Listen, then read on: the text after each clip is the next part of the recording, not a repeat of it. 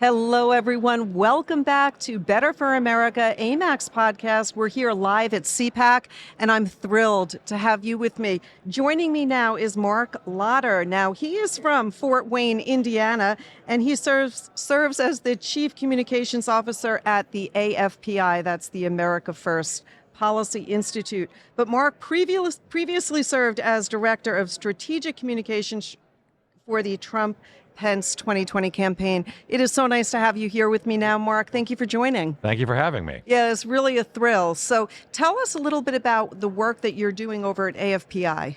Well, the America First Policy Institute came into being because once it became clear that there was not going to be an immediate second term for President Trump, you had all of these great thinkers and leaders and doers who are in the federal government, in the White House, in the president's cabinet, and rather than just letting them go scatter to the winds and to the universities and the corporations, Brooke Rollins, our president and CEO, Linda McMahon, the former Small Business Administrator, the great Larry Kudlow, got together and said, we can't just let these people go.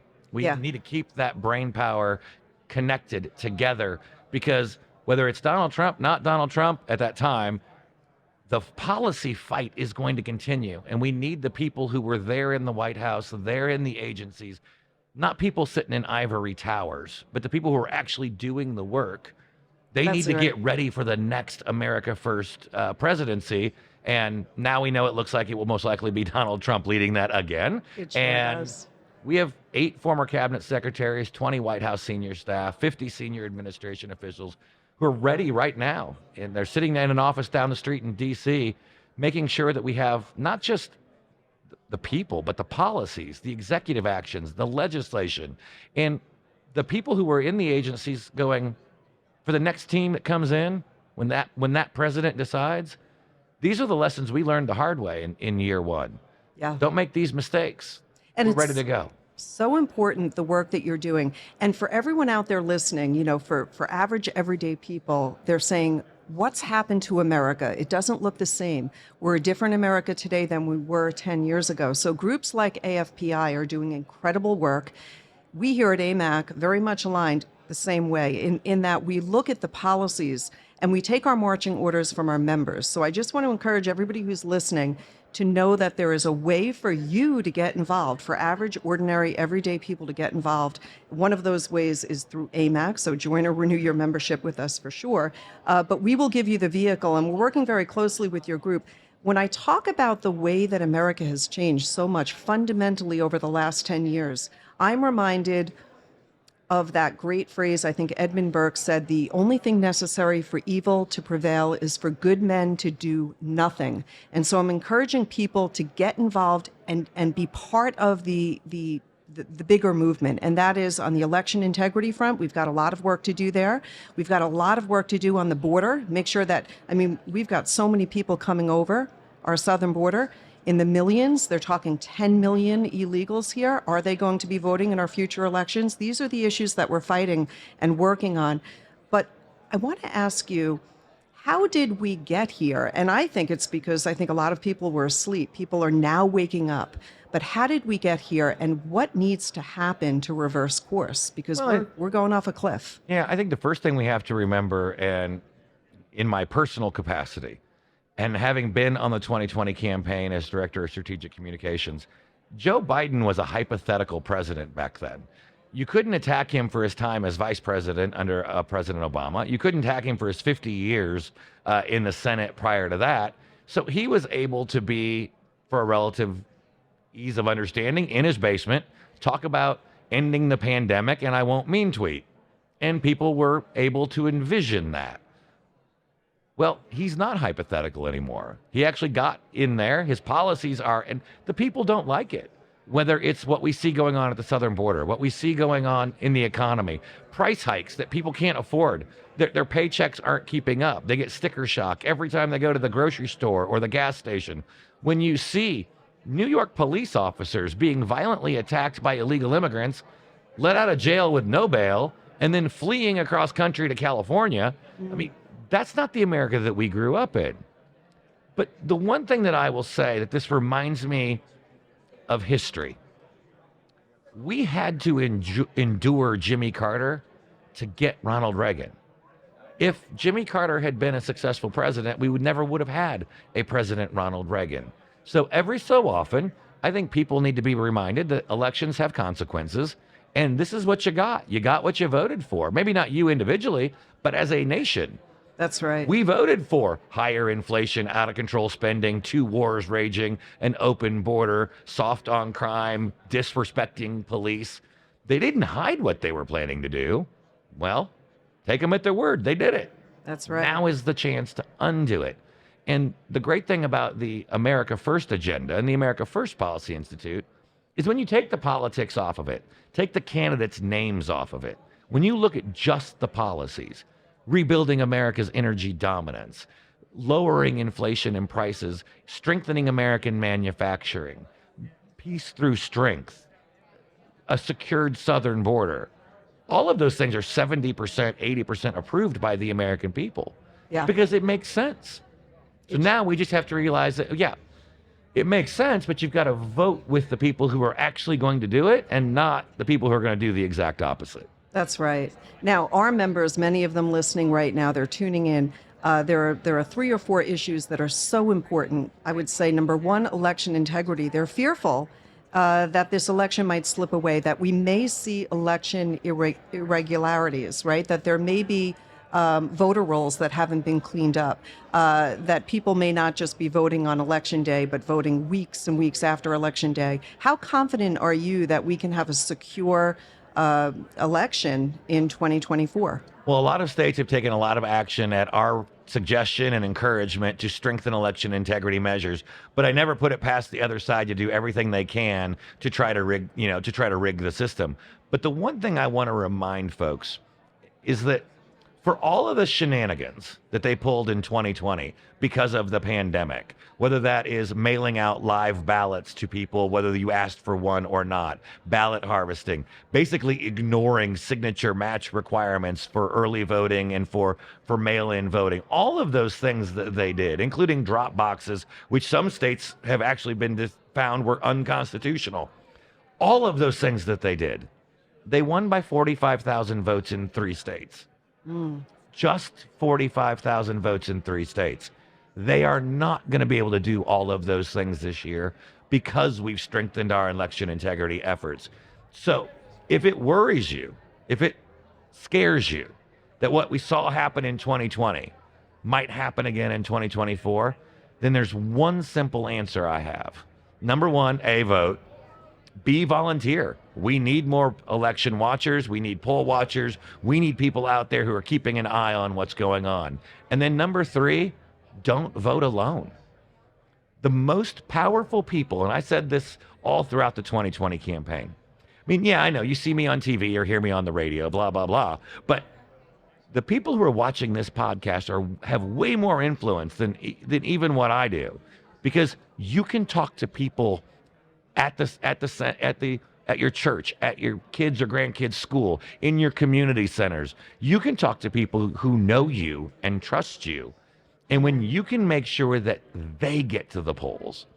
So do this. If between now and November, each person who's listening can go out and find 5 more people who weren't likely to vote and make sure they get to the polls. And then also challenge them to not just vote yourself, find 5 more people. That's a great We can advice. run up the score so high that there's nothing they can do to undo it. Yeah. And that is so important that people understand that you, a single individual, can have such an impact. And we give people the vehicle to do that. Very, very easy. You join amac.us, we give you the vehicle. A lot of people are saying that there's some sort of spiritual warfare going on, that something evil is happening out there, regardless of really even your faith. There's something wrong when state legislators turn their back on child trafficking, sanctuary cities, allowing crime to destroy their cities. They just don't want to face the truth. And I think a lot of people are saying something bad is afoot, something very, very evil. You mentioned our constitutional rights. Isn't it something else how when COVID occurred, it was churches that were shut down, yet abortion clinics were wide open. Cannabis shops were open, McDonald's was open, but churches were closed. How severe do you think the threat against our constitutional rights, specifically our First Amendment, is today here in America? And what is AFPI doing to address that? Well, they're doing everything they can to trample all over our First Amendment rights. They believe that the First Amendment only applies if they agree with what you are saying or doing or your actions. But we're at a turning point. In fact, on Tuesday, the United States Supreme Court is going to hear oral arguments in a case where AFPI is representing former President Trump and arguing against big tech censorship. And we make the fundamental case that your social media platforms are really no different today than the phone company was back in the day, or an airline.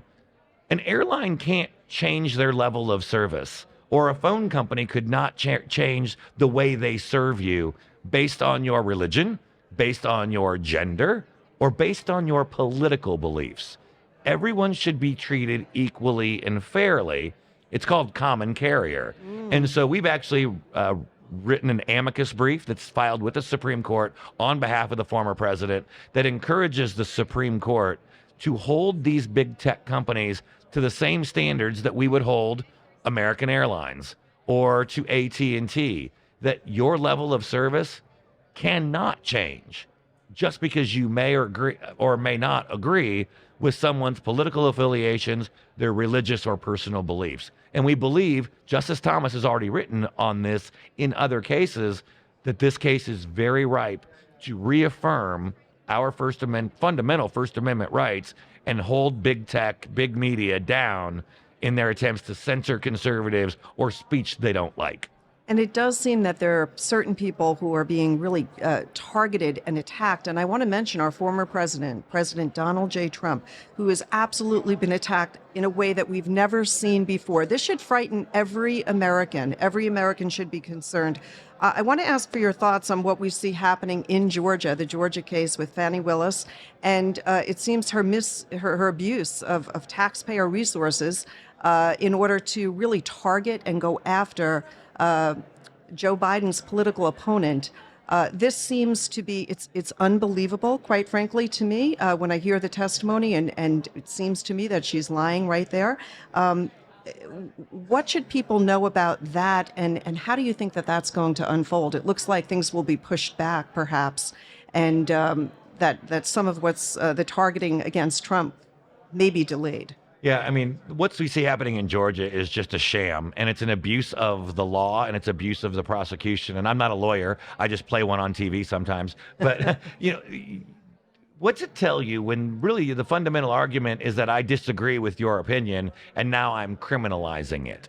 And we have a right to challenge, to question election results, whether we're right or wrong. It is still our right. In fact, let's not forget that Democrats have objected to the certification of the Electoral College vote in every election they have lost since 2000.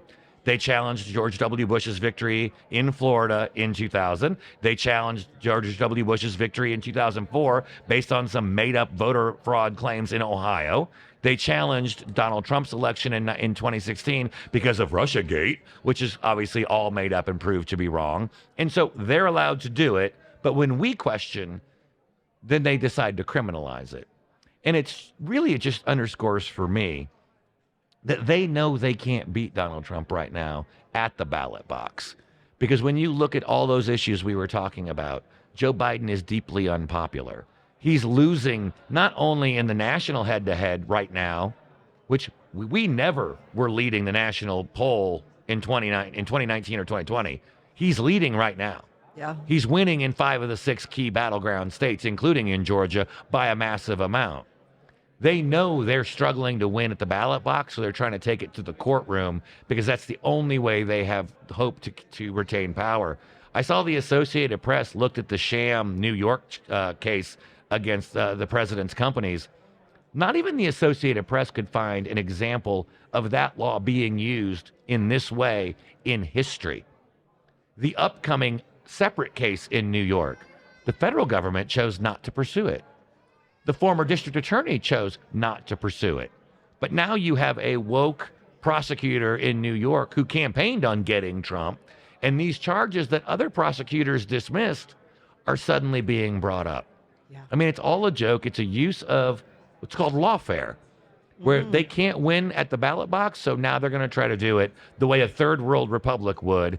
And it reminds me of that famous quote from Stalin, "Show me the man and I'll find you the crime."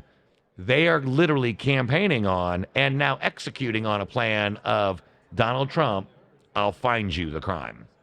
Wow, this is all very serious stuff. It's all very real. It's exactly why people need to get involved and participate. We love the work that you're doing. Before we let you run, hope for America. Tell me a little bit about what you see into the future, because I'm an optimist and I do believe in the American people, and I do think people are beginning to see more and more. Sometimes things do have to get real bad. We see the pendulum swinging very, very far. I think it's going to come back to center. I think people are waking up. What is your view on the future for this country? I've never been more hopeful. You know, despite all of the problems that we face and all the challenges we face, these are problems our country brought on itself. And I think a lot of Americans right now are experiencing buyer's remorse. And we wish we had a lemon law because obviously, clearly, we got one in Joe Biden. But we have a chance to change back. And if we take those bold steps in November, if we can bring in a new America First leadership to Washington, D.C. and the White House in January, we can actually prove, like we did the last time around, that the policies work. And I think for all of the reasons why people don't like Joe Biden now, it's not personal. It's the policies. It's the results or the lack thereof. If we prove the other side to be true, because we know they work, then I think we can, to borrow a phrase from a friend of mine, make America great again. Let's do that. Marc Lotter, what a pleasure to have you here with me. It's great to have you. Thank you. Thank you. God bless you.